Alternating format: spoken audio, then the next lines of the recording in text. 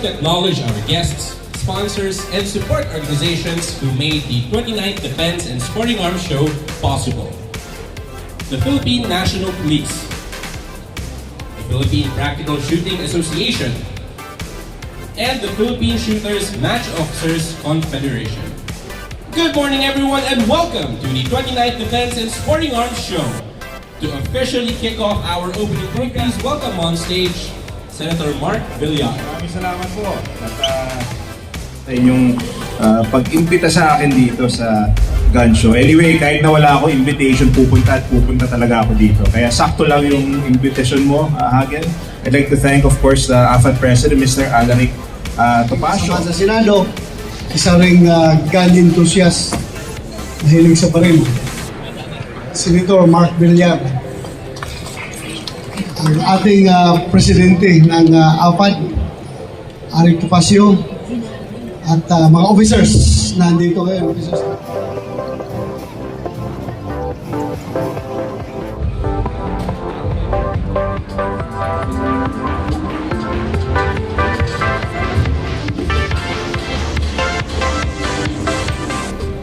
The computer technology has been moving in a way that nothing else will ever know. Overall and be safe, Lawrence Asiago.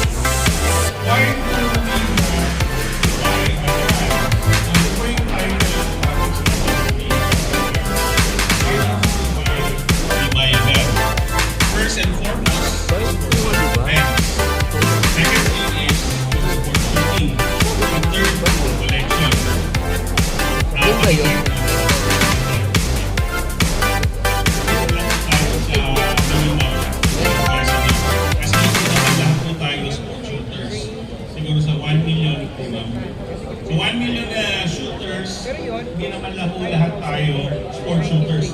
Probably around 5% of the 1 million gun owners or 2 million gun owners are sport shooters. And they are entitled under the law to have a license of sport shooter's license. What are the benefits of being a sport shooter? Well, the first place, at home, kung may baril ka at ikaw ay ordinary gun owner, you can only own 50 rounds or 50 bullets. Pag sumobra na sa players, next is... Bakit tigas na lang ako yun? Alam niya. For collection purposes. Kung yung ibang tao po, pero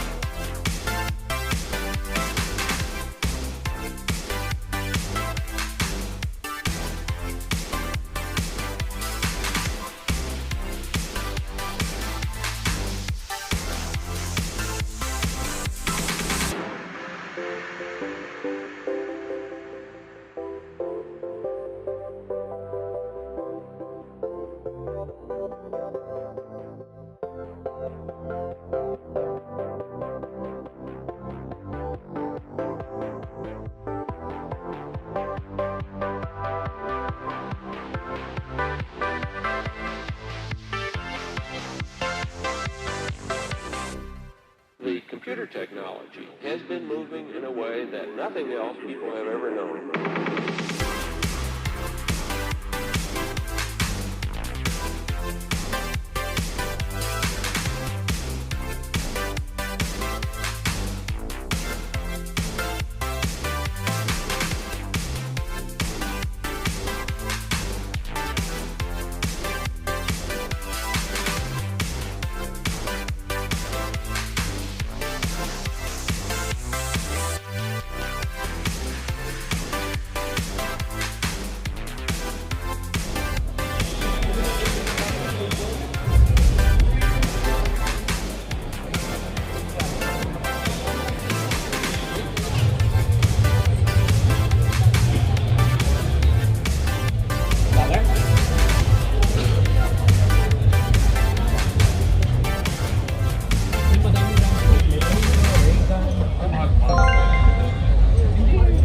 Depende sa paggagawa mo.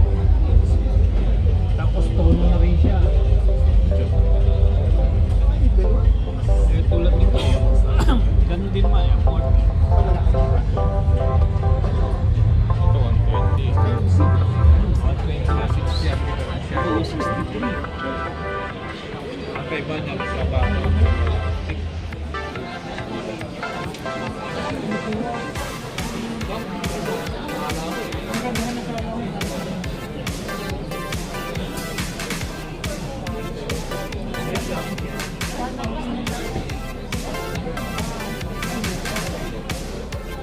Hello, sir.